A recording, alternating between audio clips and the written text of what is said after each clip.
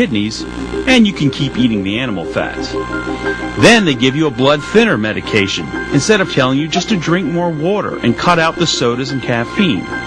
Now, what sounds right to you? Cut out the animal fats and trans fats, drink more water, eat more fiber, and exercise, or take the medications that destroy your organs and potentially cause more serious health conditions, and keep eating and drinking the same thing and not exercising. Now, what sounds right to you? But if you take off the blinders and get a glimpse of the big picture, common sense can prevail. Acid reflux is relatively a new disease. They used to call it heartburn, but as soon as the medication was invented for heartburn, it got a new name. When you feel pain, your body is trying to tell you something. Maybe it's trying to tell you what you're doing or eating is the problem. All the sugar, the fast foods, junk foods, preservatives, additives, and toxins, maybe your body is telling you that you're dehydrated, that it wants water, not sugar and artificial flavors, but water. Most people assume that drinking plenty of fluids like sodas is good enough. Not true. The human body needs water, pure, clear, unadulterated water. Water is processed in our bodies differently than any other fluid or liquid on Earth. When we give our bodies water, our stomachs can sense it. In fact, water leaves the stomach within 45 seconds and begins a path that takes it directly to the brain, the central nervous system, and finally the blood. Stagnant water breeds pollution and bacteria. Flowing water is always fresh and clean.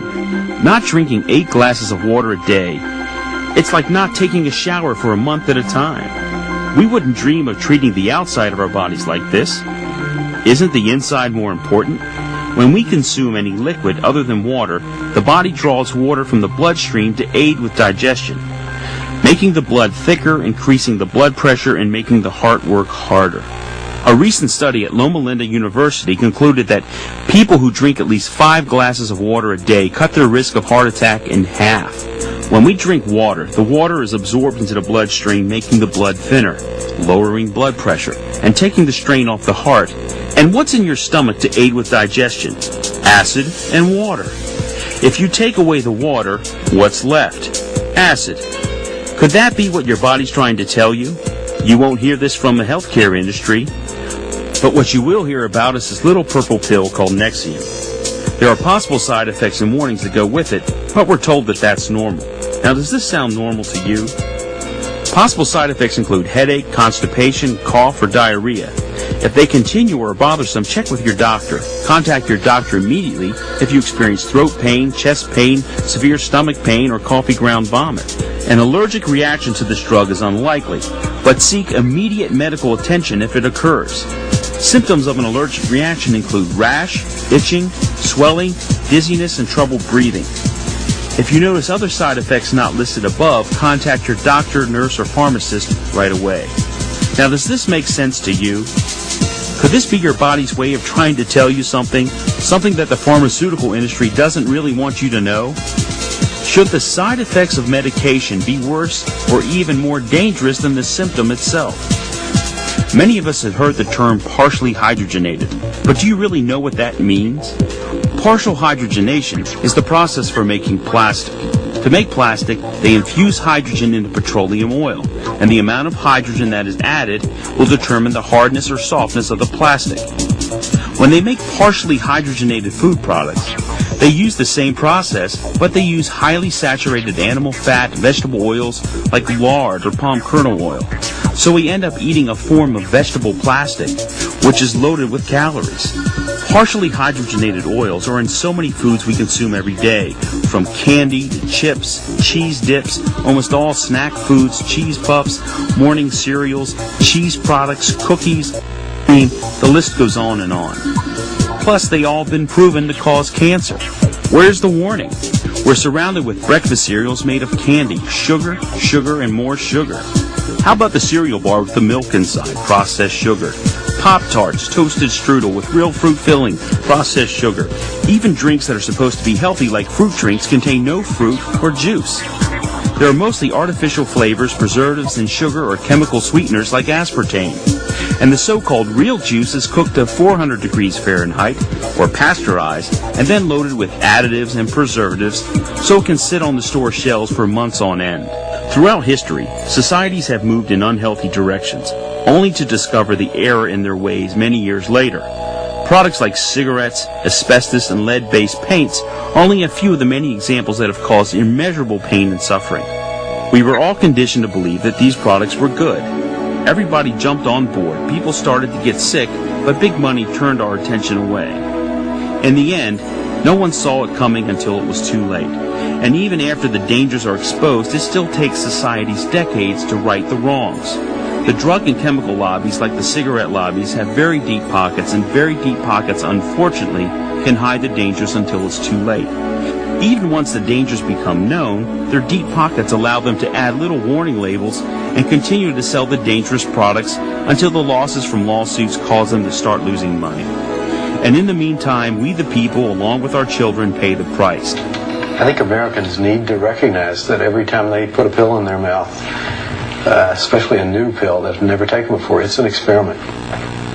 Dr. Raymond Woosley runs a national center to study the side effects of drugs at the University of Arizona College of Medicine. Morning. He worries that most people don't understand how much about new drugs is unknown. When a drug goes on the market, only about 3,000 patients have ever been given that drug. We will never know all the toxicity that can occur, especially the 1 in 10,000 or the 1 in 20,000 that could be seriously harmed. Our detection of that will only happen after the drug is on the market. It goes to huge numbers of patients. The cholesterol-lowering drug Baycol is being pulled off the market. It's been linked to 31 deaths in the U.S. from muscle destruction. Under pressure from the FDA, Bayer voluntarily took Baycol off the market in August 2001. 2 years after first getting reports there might be problems with the drug. David Archer was one of many patients put on the new Baycol 0.8 dosage. He also was switched over from Lipitor, and his wife Lucy remembers that her husband was in excellent health until he began taking Baycol. David was always very active. He would chop trees, he would do a lot of things. But then as he was taking the Baycol, I noticed as we walked especially, he would complain about his toes, then he would complain about the calf, his legs, and then his muscles and the back. Finally, it got so that he just couldn't seem to bend over to put his socks on and shoes. And no way had I ever thought that this Baycol was doing this. He took it October, November, and December. He was gone. He should have never died. Lucy Archer's husband died more than 5 months after Bayer had strong indications their drug might be less safe than Lipitor. Although the company hasn't acknowledged any wrongdoing, Bayer paid an undisclosed amount to settle a lawsuit brought by the widow of David Archer.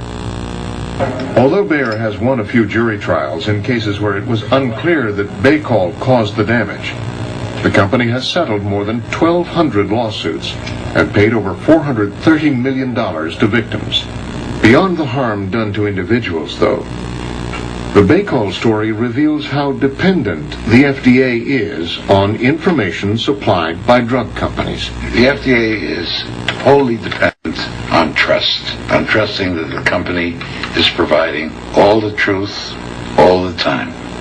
That the company is not hiding information, that the company is not covering up information, that the company is not changing information. Dr. Leo Latwak, a retired FDA drug reviewer, says reliance on companies was central to the biggest disaster in the agency's history, the Fen-Phen tragedy, in which 2 FDA-approved weight loss drugs injured tens of thousands of Americans. Latwak struggled within the agency to keep those drugs out of consumers' hands. I felt it was an open shut case. This was a dangerous group of drugs with very little, if any, benefit, and that they should be immediately removed from the market, removed from use, discontinued, disappear. Well, that didn't happen. I became disturbed. I became concerned about the system. I became concerned about the drug company's role in this. And I was particularly concerned with the potential effect on the thousands of millions of people who would be using the drug. What was particularly shocking to me was that on the heels of reporting that this drug caused a fatal, incurable disease in Europe, that the company was planning to put it on the American marketplace. When I had heard this, I said, well, you can try.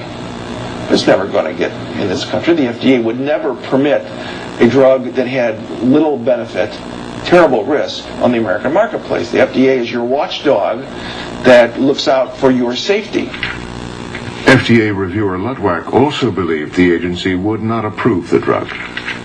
According to what I've read and the way I interpreted the Food and Drug Administration's role, we're supposed to evaluate drugs for their safety and efficacy. The drug companies that were seeking to sell Redox also got a turn to speak. 40% of patients. They presented data showing that some patients lost a lot of weight and argued that for society as a whole, obesity was more harmful than any side effects. Eventually,